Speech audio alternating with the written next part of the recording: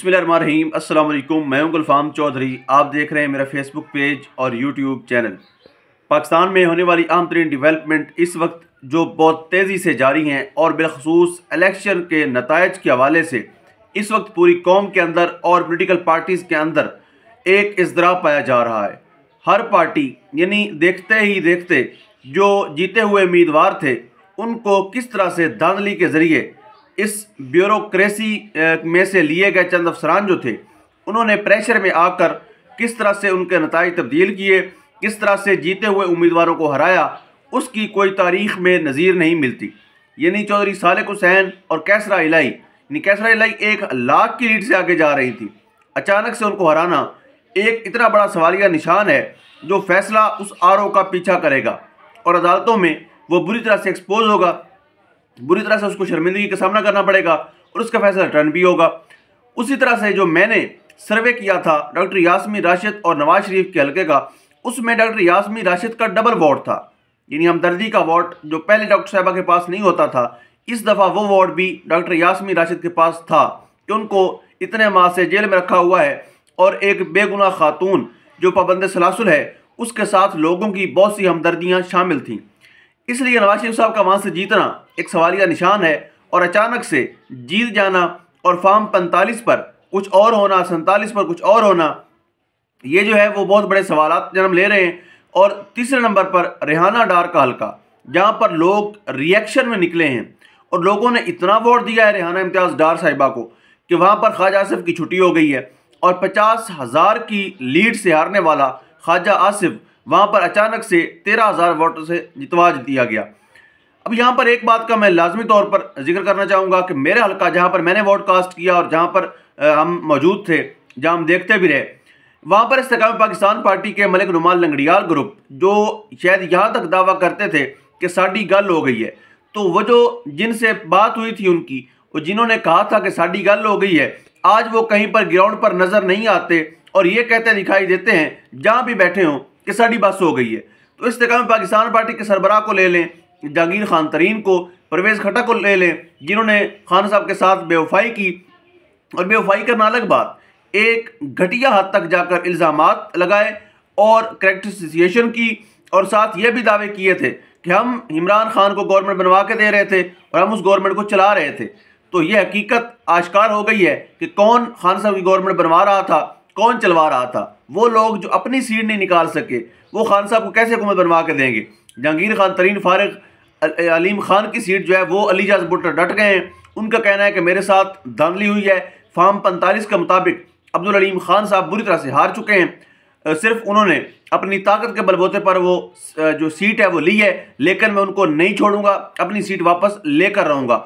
Lahore high court में अहम तरीन केसेस की समाअत है, इंशाल्लाह वहाँ से हम आपको अपडेट करेंगे और उन तमाम तरह केसेस की कल जाकर हेयरिंग भी अटेंड करेंगे। आपको सारे केसों के हवाले से बताएंगे कि किस में क्या पेशरफ्त हुई है। और लग यही रहा है कि मुस्लिम लीग नवाज के लिए ये सारे का सारा निज़ाम जिस तरह से लेटा था बुरी तरह से एक्सपोज हो चुका, बुरी तरह से नंगा हो चुका। और जो इस्तेकाम पाकिस्तान थी और ख़ास तौर पर मेरे हल्के में मौजूद राय हसन नवाज जो 64 की लीड से 64,000 की लीड से यहाँ से जीते हैं। अगर हम बात करें मलिक नुमान लंगड़ियाल की तो उनके मुकाबले में वो तकरीबन 1,15,000 की लीड से जीते हैं। साथ ही साथ हम बात करते हैं राय मुर्तज़ा इकबाल, वो भी 16,000 की लीड से जीते और मलिक नुमान लंगड़ियाल के बेटे फलक शेर लंगड़ियाल उनके मुकाबले में मेजर गुलाम सरवर उनसे 33,000 की लीड से जीते हैं। तो ये कहना कुछ गलत नहीं होगा कि मलिक साहब हों और या जहांगीर खान तरीन हो, इस्तेकाम पाकिस्तान पार्टी हो, ये बुरी तरह से इनका प्रोग्राम बढ़ गया है और ये दोबारा से लगता नहीं है कि पाकिस्तान की सियासत के अंदर ये लोग दोबारा नजर आएँ।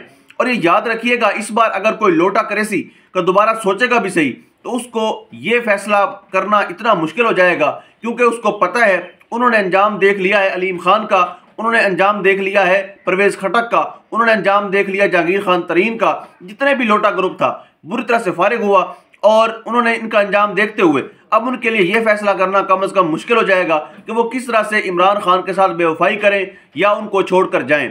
इस बार उनको अगर 1 अरब की ऑफर भी होगी तो उनको ये फैसला पहले करना पड़ेगा कि उनको आने वाली नस्लों के लिए जो गड़ा खोदेंगे, लोग उनसे नफरत करेंगे, लोग उनका साथ नहीं देंगे और इलेक्शन प्रोसेस के अंदर उनको इस तरह की जिल्लत का सामना करना पड़ सकता है जो जहांगीर खान तरीन, मलिक नुमान लंगड़ियाल और परवेज खटक को करना पड़ा है।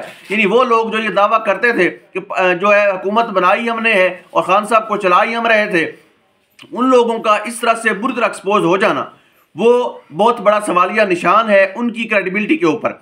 और इस वक्त KPK के अंदर पाकिस्तान तहरीक इंसाफ वाज़ेह तौर पर हुकूमत बनाने की पोजीशन में आ चुकी है और उनकी पोजीशन में बैठने के लिए अब तक 2 बंदे हैं। अब देखते हैं 7 कितनी सीटें निकलती हैं, कितनी सीटें इनायत की जाती हैं। लेकिन मौलाना फजल रहमान अपने ख़ानदान समेत बढ़ गए हैं, उनका प्रोग्राम दी एंड हो गया है। उनको अली अमीन गंडापुर ने बुरी तरह से वहाँ से शिकस्त दी। अलबत्ता मैंने पहले भी वीडियो में कहा था कि पशीन से शायद वो जीत जाएं, लेकिन KPK के अंदर जो डेरा इस्माइल खान वाली सीट है वो मौलाना साहब टिल भी लगा लें, उनके दोस्त जो हैं वो भी टिल लगा लें, फिर भी वो सीट नहीं निकाल सकते।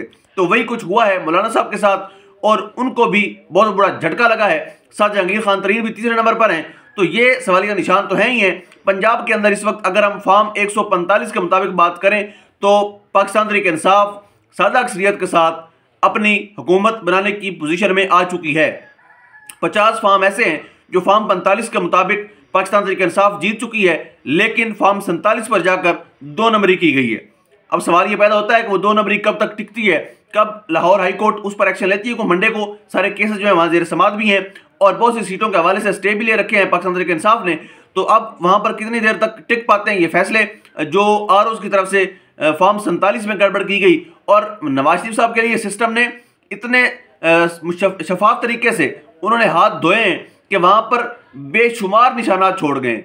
यानी फॉर्म 45 के मुताबिक अगर किसी ने 10-20 वोट लिए हैं तो फॉर्म 47 के मुताबिक वो 10-20 जो दूसरों ने लिए हैं वो भी मियाँ साहब के खाते में डाल दिए गए। तो ये जो नवाज शरीफ साहब वाली सीट है ये जब भी वहाँ से जाएंगे ये सीट फारिग हो जाएगी। इसी तरह से ओन चौधरी वाली सीट है और मैं मानता ही नहीं कि लाहौर की अवाम ओन चौधरी को वोट देगी। मैंने उस हल्के का सर्वे किया और सर्वे के मुताबिक ये बात मैं मानने को बिल्कुल तैयार नहीं हूँ कि लोग ओन चौधरी को सिलेक्ट करेंगे, बिल्कुल भी नहीं। लोग उसकी शक्ल तक नहीं देखना चाहते। उनको क्यों जितवाया गया है वो सब जानते हैं। इद्दत वाले निकाह केस हो या कोई भी केस हो जो खान साहब के ऊपर इस तरह से बनाए गए थे भोंडे केसेस, उनमें जो ओन चौधरी हैं वो मेन गवाह के तौर पर सामने आए थे, उन पर शायद इनायत की गई है। लेकिन सलमान अकरम राजा, बैरिस्टर अबूजर सलमान न्याजी कभी भी यह सीट उनको नहीं लेने देंगे। और वफाक की अगर हम बात करें तो वहाँ पर फॉर्म 45 के मुताबिक 179 सीटें पाकिस्तान तहरीक इंसाफ की हैं। अगर अदालतों से ये सीटें इनको वापस मिलती हैं तो ये 2/3 मेजॉरिटी के साथ अपनी हुकूमत बनाने में कामयाब हो जाएंगे। और अगर इनको 150 सीट भी मिलती है तो फिर भी इनको 50 सीटें मखसूस नशिस्तों को मिल जाएंगी और उसके साथ इनका फिगर 200 तक पहुंच जाएगा। फिर ना तो इनको कोई इत्तेहादी ब्लैकमेल कर सकेगा, ना कोई इनको डरा सकेगा, ना ही कोई इस किस्म के नताइज या अदम एतमाद के जरिए से इनको प्रेशराइज करके फैसले करवा सकेगा।